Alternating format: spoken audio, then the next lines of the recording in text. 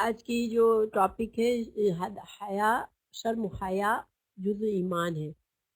شرم اور حیا کے بغیر ایمان مکمل نہیں ہوتا. ٹھیک ہے، تو یہ آج کی حدیث ہے. عن ابی مسعود عقبۃ بن عمر. حضرت ابو مسعود جن کا نام عقبہ بن عمر ہے. ابو مسعود کیا ہے؟ ان کی کنیت ہے. ٹھیک ہے، ابو مسعود کنیت ہے. عقبہ بن عمر ان کا نام ہے. الانصاری، یہ انصاری صحابی تھے. اور البدری یعنی کہ یہ جنگ بدر میں شامل تھے. جنگ بدر میں شامل جو صحابی ہوئے تھے ان کی بڑی اہمیت تھی. اس وجہ سے جو بھی صحابی جنگ بدر میں شامل ہوئے تھے ان کے نام کے ساتھ یہ خصوصیت لگائی جاتی تھی کہ یہ بدری صحابی ہے، اور ان کو اللہ تعالیٰ نے ان سب کو بشارت دی تھی جنت کی، مغفرت کی. تو رضی اللہ عنہ قال، تو حضرت ابو مسعود نے کہا قال رسول اللہ صلی اللہ علیہ وسلم نے فرمایا ان مما ادرک الناس من کلام النبوۃ الاولی اذا لم تستحی فاصنع ما شئت. رواہ بخاری. ان بے شک مما اس میں سے جو ادرک الناس لوگوں نے پایا، یعنی لوگوں نے حاصل کیا، لوگوں نے سنا، لوگوں کو ملا، من کلام النبوت دوسرے انبیاء کے کلام سے، کلام النبوت الاولی پچھلے انبیاء کے کلام سے جو لوگوں نے پایا وہ کیا تھا؟ اذا لم جب نہ، تستحی تم میں شرم رہے، فصنع تو پھر کر لو، ما شئتا جو تم چاہو. یہ اس کا ترجمہ کیا ہے؟ سیدنا ابو مسعود عقبہ بن عمر انصاری بدری رضی اللہ عنہ نے سے روایت ہے، رسول اللہ صلی اللہ علیہ وسلم نے فرمایا سابقہ نبوت کے کلام میں سے لوگوں نے جو باتیں پائی ہیں ان میں سے ایک یہ ہے کہ جب تو حیا چھوڑ دے تو جو دل چاہے کر. اب اس کا کیا مطلب ہے؟ یہ نہیں ہے کہ انسان کے اندر شرم نہیں ہے تو پھر اس کو اجازت ہے جو چاہے کرے، نہیں، یہ ایک ڈانٹ ہے. ٹھیک ہے، کہ شرم و حیا کو بھی اگر تو چھوڑ دے گا تو پھر یہ ایک وعید ہے، یہ ڈانٹ ہے کہ پھر جاؤ جو بھی تمہیں کرنا ہے کر لو. یعنی کہ شرم و حیا ایسی چیزیں اس کو رکھنا ہے ہمارے پاس، شرم و حیا کو چھوڑنا نہیں ہے. اگر شرم و حیا چھوڑ دیا تو پھر انسان کا انجام برا ہے، اس لیے کہ پھر وہ شرم ایک ایسی چیز ہے جو کہ انسان کو برائیوں سے روکتی ہے. تو اگر اس نے شرم حیائی چھوڑ دی تو پھر اس کو برائیوں سے روکنے والی کوئی چیز نہیں ہے، اور اس کا برے انجام سے بچانے والی بھی کوئی چیز نہیں ہے. ٹھیک ہے، یہ مطلب ہے اس حدیث کا. ہم اس کے شرح الفاظ پڑھتے ہیں. ان مما ادرک الناس من کلام النبوت، کہ نبوت کی باتوں میں سے، یعنی کہ پچھلے انبیاء کے جو احکامات تھے ان میں سے یہ ایک بات بھی ملتی ہے کہ یعنی کہ تمام انبیاء نے اس بات کی اپنے قوموں کو اس بات کی ترغیب دی. وہ کیا تھی؟ کہ شرم و حیا کی ترغیب دی. شرم و حیا ایمان کا حصہ ہے. اگر ایک پسندیدہ صفت ہے، اللہ تعالیٰ کو پسند ہے، اس لیے تمام انبیاء نے اپنے اپنے قوموں کو شرم و حیا کی صفت اپنانے کی جیسے تعلیم دی. ٹھیک ہے، اور اس پر ابھارا، اس کی تعریف کی، جس میں شرم و حیا تھی اس کی تعریف کی. اور یہ حکم کسی بھی شریعت میں منسوخ نہیں ہوا. ہاں، ترغیب دی، تمام انبیاء نے ترغیب دی اپنے لوگوں کو شرم و حیا اپنانے کی. تو اس سے ہمیں شرم و حیا کے جو وصف ہے اس کی اہمیت پتہ چلتی کہ اللہ سبحانہ تعالیٰ کو یہ وصف کتنا پسند ہے کہ ہر نبی نے اپنے لوگوں کو اس کی تعلیم دی. ٹھیک ہے، اور اس حدیث میں یہ جو کہا گیا کہ اگر شرم نہیں ہے تو پھر جو دل چاہے کرو، تو یہ ایک ڈانٹ ہے کہ پھر اگر تم نے شرم چھوڑ دی تو پھر تم کو گناہ سے کوئی روکنے والی چیز ہے ہی نہیں، پھر تم جو تمہارا دل چاہے گا کرو گے اور تم اپنا انجام برا کر لو گے۔ آپ صلی اللہ علیہ وسلم نے بھی یہ بات ایک طرح سے شرم حیا کی جسے کہ ترغیب دلانے کے لیے بات کہی، اس کی اہمیت واضح کرنے کے لیے یہ بات فرمائی۔ تو حیا کیا ہے؟ ٹھیک ہے، شرم و حیا کیا چیز ہے؟ تو یہ ایک فطری جذبہ ہے، ٹھیک ہے، یہ ایک فطری جذبہ ہے جو اللہ نے انسانوں میں رکھا ہے۔ بعض انسان اس فطری جذبے کو نکال کر پھینک دیتے ہیں اور وہ آہستہ آہستہ، دیکھیے حیا جو ہوتی ہے نا بیسیکلی ہر انسان میں ہوتی ہے، پیدائشی طور پر ایک فطری جذبہ ہے جو اللہ نے دیا ہے، لیکن انسان جیسے جیسے سمجھ آنے لگتی ہے اور جس قدر انسان سیلفش ہوتا ہے، اس کو اپنی خواہشات کو پورا کرنے کا جتنا زیادہ اسٹرانگ جذبہ ہوتا ہے تو وہ پھر آہستہ آہستہ اپنی اس حیا کو پیچھے ڈالتا جاتا ہے، کیونکہ حیا ایسی چیز ہے جو انسان کو روکتی ہے کہ انسان حق سے آگے نہ بڑھے، کسی کی حق تلفی نہ کرے، کسی اپنا جو حق ہے اس حد تک لے کر اس پر سیٹسفائی ہو جائے، یا بے حیائی نہ کرے، کسی کے ساتھ بدتمیزی سے بات نہ کرے، یعنی اپنی منمانی کرنے سے جو چیز روکنے والی چیز ہے وہ کیا ہے؟ وہ حیا ہے۔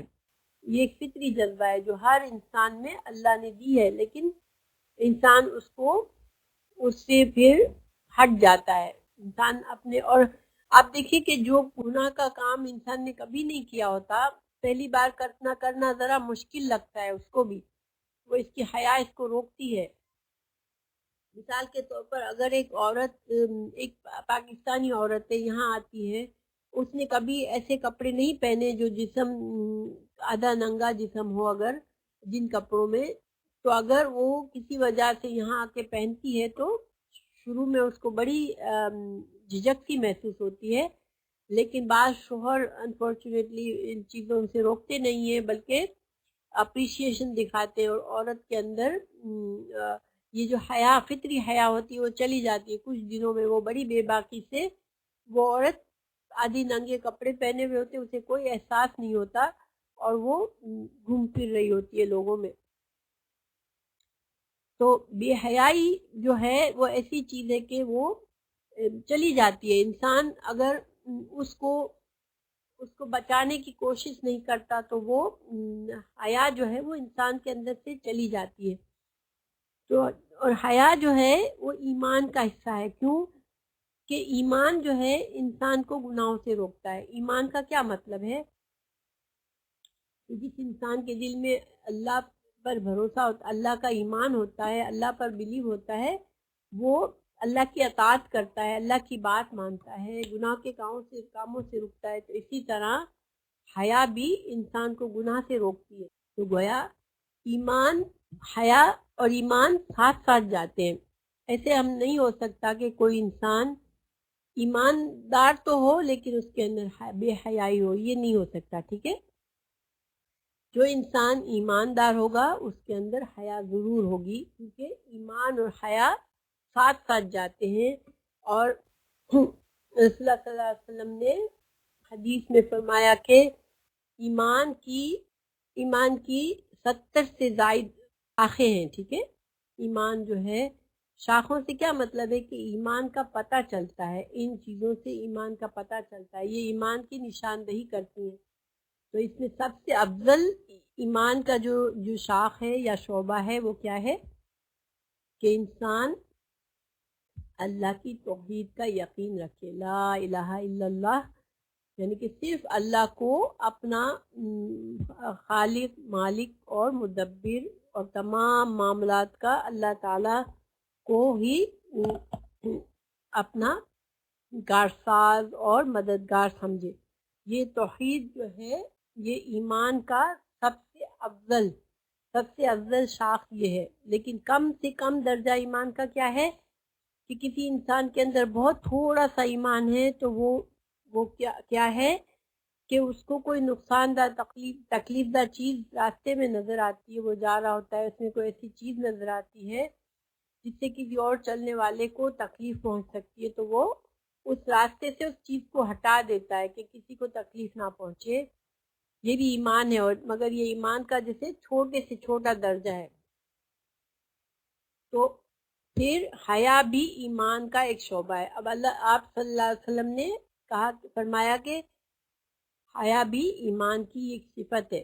اس کا کیا مطلب ہوا کہ ایمان اگر ہم دعویٰ کرتے ہیں، کوئی مسلمان ہے، کوئی کہتا ہے میں مسلمان ہوں، تو پھر اس کے اندر حیا ضرور ہوگی. اور وہ حیا کیا ہے کہ وہ انسان بے حیائی کے کام کرنا، بد زبانی کرنا، گالی گلوچ کرنا، نافرمانی کے کام کرنا، یا ایسے کام کرنا جس میں کھلی گمراہی واضح ہوتی ہے، تو وہ کام ایسے کام ایک مسلمان کو زیب نہیں دیتے. ایک مسلمان جو ایمان رکھتا ہے وہ ایسے کام نہیں کر سکتا. حضرت ابو ہریرہ رضی اللہ عنہ سے دوسری حدیث ہے، رسول اللہ صلی اللہ علیہ وسلم نے فرمایا الحیاء من الایمان والایمان من فی الجنہ، کہ حیا جو ہے وہ ایمان کا حصہ ہے، اور ایمان جو ہے دخول جنت کا ذریعہ ہے. یعنی کہ انسان ایمان کے بغیر کوئی انسان جنت میں داخل نہیں ہو سکتا، یہ ہم سب جانتے ہیں نا. یعنی کوئی نیک کام بھی کر رہا ہو دنیا میں، مگر اگر اس کو اللہ پر ایمان نہیں ہے، اللہ کو وہ واحد نہیں سمجھتا، اللہ کے ساتھ شرک کرتا ہے، تو پھر اس کے لیے جنت نہیں ہے. ٹھیک ہے نا. تو ایمان جنت کا ذریعہ ہے. ایمان جس کے دل میں ہے، اللہ پر یقین، اللہ کی توحید کا یقین ہے، وہ انشاءاللہ جنت میں ضرور جائے گا. تو پھر حیا جو ہے وہ ایمان کا حصہ ہے. تو حیا کے بغیر ایمان مکمل نہیں ہوتا، اس لیے اس آدمی میں حیا بھی ضروری ہے. ایک ایماندار انسان با حیا ہوتا ہے، اور اس کا حیا کا جذبہ جو ہے وہ ایمان کی اس وقت سے محروم ہے. جس میں حیا کا جذبہ نہ ہو تو وہ ایمان کے اس وقت سے محروم ہے. ٹھیک ہے. حضرت صلی اللہ علیہ وسلم نے ایک آدمی کو سنا کہ وہ اپنے بھائی کو حیا کی کثرت پر سرزنش کر رہا تھا. دیکھیے آج کل ہم بھی بہت شرمیلے لوگوں کو اتنا پسند نہیں کرتے. ہم بے باک لوگوں کو جیسے کہ ہم سمجھتے ہیں اس کو کانفیڈنس ہے، بہت کانفیڈنس کے نام پر ہم بہت سے لوگ بڑی بے باکی سے کام لیتے ہیں، اور بعض اوقات بے حیائی سے بھی کام لیتے ہیں. لیکن آج کل کے زمانے میں ایسے لوگوں کو پسند کیا جاتا ہے. تو اسی طرح آپ صلی اللہ علیہ وسلم کے زمانے میں ایک آدمی اپنے بھائی کو ڈانٹ رہا تھا، سمجھا رہا تھا کہ تم بہت زیادہ شرماتے ہو، تو ایسے کیسے کام چلے گا. تو رسول اللہ صلی اللہ علیہ وسلم وہاں سے گزرے، آپ نے فرمایا اس کو چھوڑ دو، اس کو مت، تم اس حیا سے مت روکو، کیونکہ فَإِنَّ الْحَيَاءَ مِنَ الْإِيمَانِ، کہ حیا تو ایمان میں سے ہے، تم اس کو اس بات پر مت روکو. یہ صحیح بخاری کی حدیث ہے. حیا کی آپ نے تعریف میں بہت سی احادیث فرمائی ہیں. دیکھیں ہم لوگوں سے تو حیا کرتے ہیں، ٹھیک ہے، لوگوں کے سامنے ہم بڑا لحاظ سے رہتے ہیں، ہم چاہتے ہیں کہ لوگ ہمیں اچھا سمجھیں، ہم کوئی ایسا کام نہ کریں لوگوں کے سامنے جو لوگ ہماری بدنامی ہو جائے. انسان اپنی بدنامی سے یہاں بہت ڈرتا ہے، لیکن اللہ سبحانہ تعالیٰ کی حیا زیادہ ضروری ہے. اللہ تعالیٰ کا حق زیادہ ہے کہ اس سے حیا کی جائے. تو اللہ کی سے حیا یہ ہے کہ ہر گناہ کا کام سے انسان بچے، کیونکہ اللہ تو ہر جگہ ہے. تو ہم اکیلے میں جو کام کر لیتے ہیں کہ یہاں تو لوگ نہیں ہیں تو ہماری بدنامی نہیں ہوگی، تو پھر اللہ تو ہر جگہ ہے. تو انسان کو اللہ سے ڈرنا زیادہ ضروری ہے، اللہ کی حیا کرنا زیادہ ضروری ہے. رسول اللہ صلی اللہ علیہ وسلم نے فرمایا الحیاء خیر کلہ، کہ حیا تو مکمل خیر ہی خیر ہے. جس انسان میں حیا ہے اس کو بہت بڑی خیر مل گئی ہے. تو اور آپ نے فرمایا کہ جس شخص کے اندر بے حیائی ہے وہ اس کو معیوب بنا دیتی ہے. جو انسان بے حیائی سے کام لیتا ہے لوگ اس کو ناپسندیدہ کرتے ہیں، سمجھتے ہیں اس کو معیوب، وہ چیز بری لگتی ہے، آنکھوں کو دیکھنے سے بھی بری لگتی ہے. دیکھیے مثال کے طور پر ہم بعض اوقات بعض لوگوں کو دیکھتے ہیں کہ وہ ایسے کام کر رہے ہوتے ہیں، ایسا حلیہ بنایا ہوا ہوتا ہے کہ ان کو دیکھ کے بھی جیسے بظاہر وہ اپنے آپ کو بہت اچھا سمجھ رہے ہوتے ہیں کہ انہوں نے فیشن کی ہے یا بہت، لیکن ہمارے دل کو ایک بری سی فیلنگ آتی ہے ان کے بارے میں کہ کیا حلیہ بنایا ہے یا یہ کیا کیا ہے. خاص طور سے اگر عورت ایک ننگا پن کر کے جا رہی ہوتی ہے، بڑی اپنے آپ کو سمجھ رہی ہوتی ہے کہ میں فیشنیبل ہوں، لیکن جو بھی ایمان والے لوگ ہوتے ہیں وہ اس کو دیکھ کے بہت برا سا محسوس کرتے ہیں. تو بے حیائی انسان کو معیوب بنا ڈالتی ہے. اور حیا انسان کو خوبصورت بنا دیتی ہے، ٹھیک ہے۔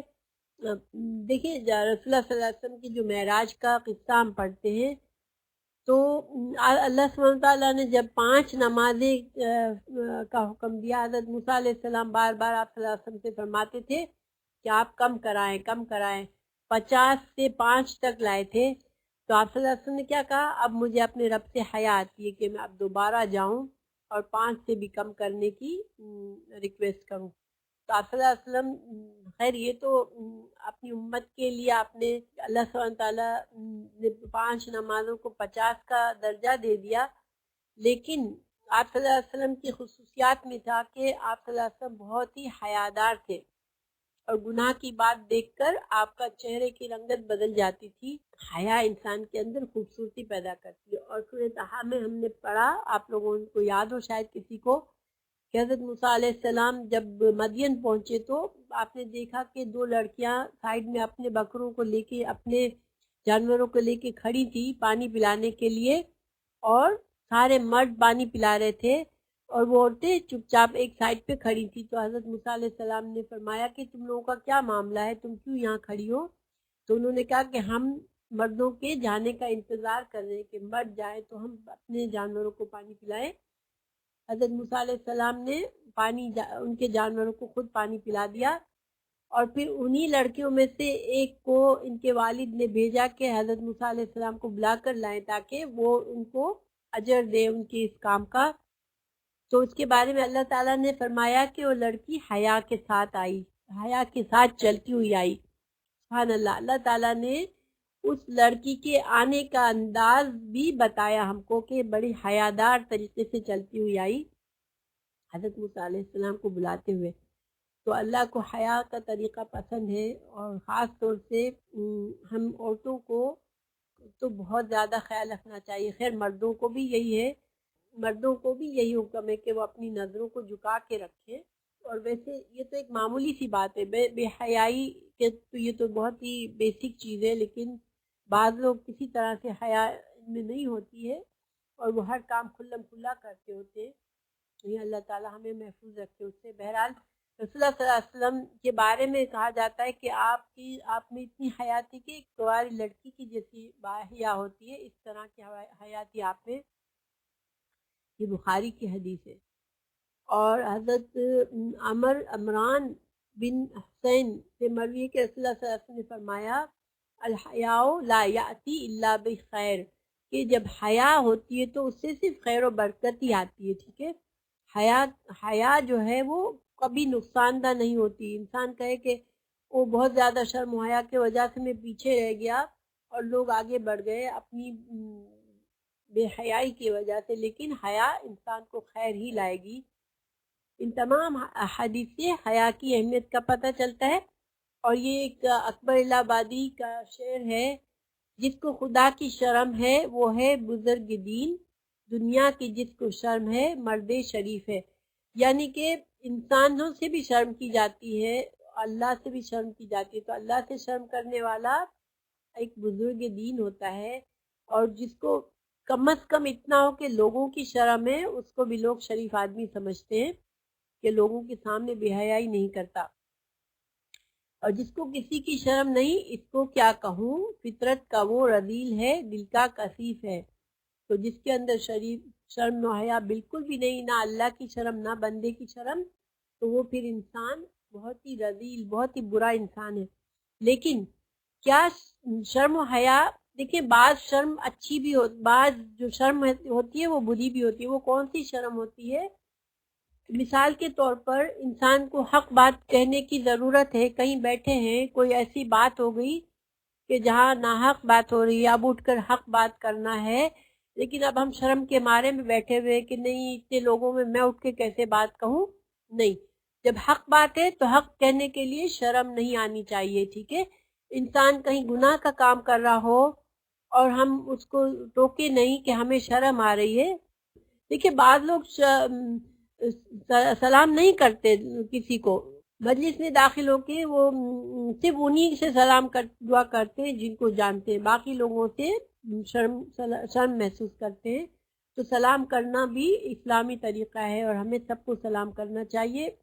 اور کسی کو گناہ سے روکنا بھی اسلام کا طریقہ ہے، ایمان کا حصہ ہے۔ تو شرم کی وجہ سے خاموش رہ جانا کہ نہیں بھائی مجھے تو شرم آتی ہے، میں نہیں کہہ سکتی، تو یہ شرم اچھی نہیں ہے، ٹھیک ہے۔ اسی طرح ہمیں کسی دین کا کوئی احکام کی صحیح علم نہیں ہے، لیکن ہم خاموش بیٹھے ہیں کہ ہم کو پوچھتے ہوئے شرم آ رہی ہے کہ لوگ کیا کہیں گے کہ اس کو اتنا بھی نہیں معلوم، تو یہ بھی غلط ہے، ٹھیک ہے۔ نہیں، جہاں آپ کو علم حاصل کرنا ہے، جہاں آپ کو صحیح دین کی سمجھ حاصل کرنی ہے، وہاں ہم کو سوال کرنے سے شرمانا نہیں چاہیے۔ دیکھیں رسول اللہ صلی اللہ علیہ وسلم کے پاس عورتیں آیا کرتی تھی اور دین کے مسائل پوچھتی تھی۔ حضرت سلمہ نے آپ صلی اللہ علیہ وسلم سے پوچھا کہ اللہ کے رسول، بے شک اللہ تعالی حق بیان کرنے سے نہیں شرماتا، عورت کو احتلام ہو جائے تو کیا اس پر بھی غسل ہے؟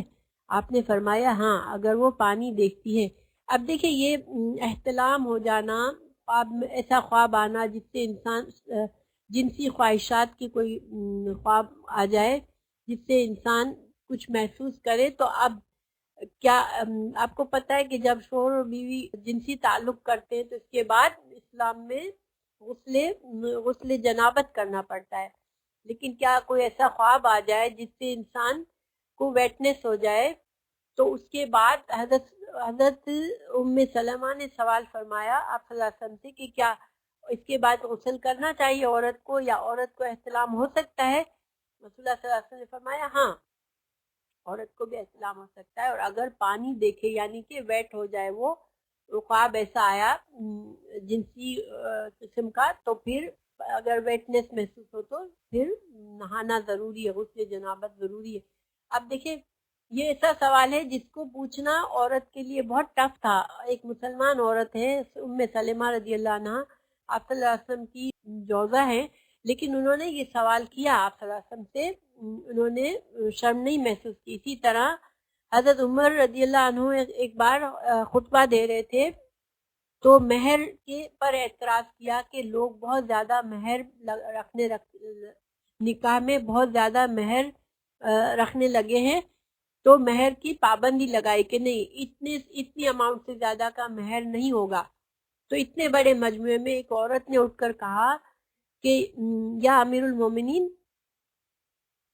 آپ ہمیں کیوں روکتے ہیں مہر کی زیادہ مہر کی شرط لگانے سے، جب اللہ نے ہمیں نہیں روکا؟ یعنی کہ اللہ سبحانہ وتعالیٰ نے جو آیت فرمائی ہے وَآتَيْتُمْ إِحْدَاهُنَّ قِنْطَارًا فَلَا تَأْخُذُوا مِنْهُ شَيْئًا، کہ اللہ سبحانہ وتعالیٰ نے فرمایا کہ تم نے ڈھیروں مال بھی اگر مہر میں دیا ہو تو واپس نہیں لے سکتے، تو اس سے ثابت ہوتا ہے کہ تم ڈھیروں مال بھی مہر میں دے سکتے ہو، تو یا امیر المومنین آپ کیوں روکتے ہیں، آپ کیوں پابندی لگاتے ہیں؟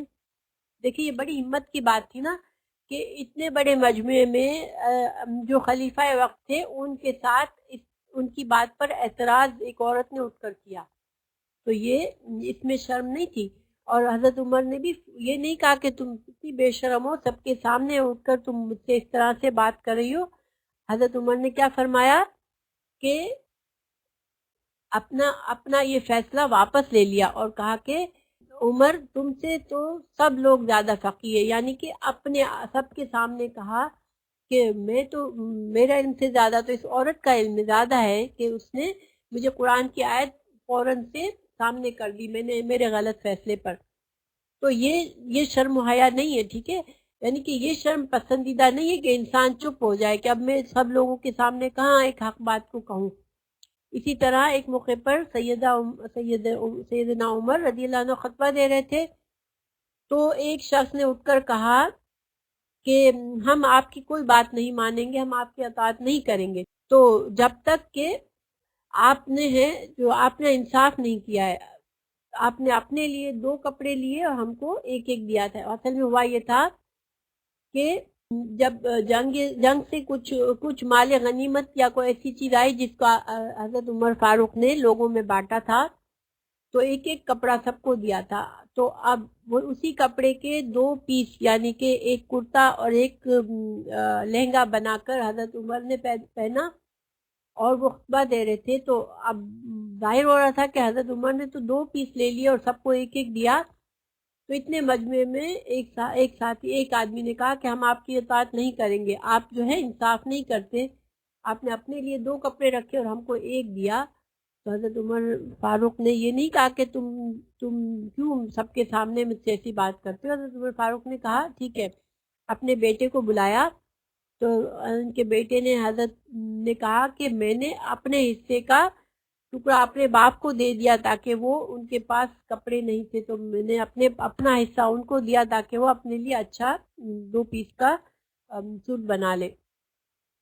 تو دیکھیں صحابہ کرام اور پچھلے لوگ جو تھے سلف، وہ ایسی باتوں میں شرم نہیں محسوس کرتے تھے۔ شرم کہاں ہوتی ہے؟ اس میں شرم ننگا پن ہونا یا گناہ کرنا کھلم کھلا یا بے حیائی کے کام کرنا، یہ شرم ہے، ٹھیک ہے، اس سے شرم کرنا لازم ہے۔ لیکن جہاں پر حق بات کہنا ہے یا علم حاصل کرنا ہے یا کسی کی اصلاح کرنی ہے، تو ایسی چیزوں میں انسان شرم کے مارے خاموش نہ ہو جائے، کیونکہ یہ شرم جو ہے اسلام میں پسندیدہ نہیں ہے۔ مگر انفارچونیٹلی آج کل ہم میں وہ شرم تو بہت زیادہ ہے کہ ہم حق بات لوگوں کے سامنے نہیں کہہ سکتے، لیکن ہم میں وہ شرم جو کہ اللہ سے شرم ہونی چاہیے، گناہوں سے بچنے کی ہونی چاہیے، اس میں ہمارے اندر کمی کوتاہی ہو جاتی ہے۔ اللہ سبحانہ تعالیٰ ہمیں ہمارے اندر وہ شرم پیدا کر دے جو اللہ کو پسند ہے، اور ہمیں گناہوں سے بچنے والا بنا دے، اور ہمیں یہ احساس ہر وقت رہے کہ اللہ ہمیں ہر حال میں دیکھ رہا ہے، تو ہم چھپ کر بھی وہ کام نہ کریں جو کہ ہم لوگوں کے سامنے جن کاموں کو کرتے ہوئے گھبراتے ہیں اور شرم محسوس کرتے ہیں، ہم چھپ کر بھی وہ کام نہ کریں، اس لیے کہ اللہ سبحانہ تعالیٰ کو زیادہ حقدار ہے کہ ہم اللہ کی شرم کریں لوگوں کے مقابلے میں۔ تو اللہ تعالیٰ ہمیں اللہ سے شرم کرنے والا بنائے، اور ہمیں بد اخلاقی اور بری بات کرنے والا اور بے حیائی سے رہنے والا ایسے کاموں سے ہمیں بچائے، آمین۔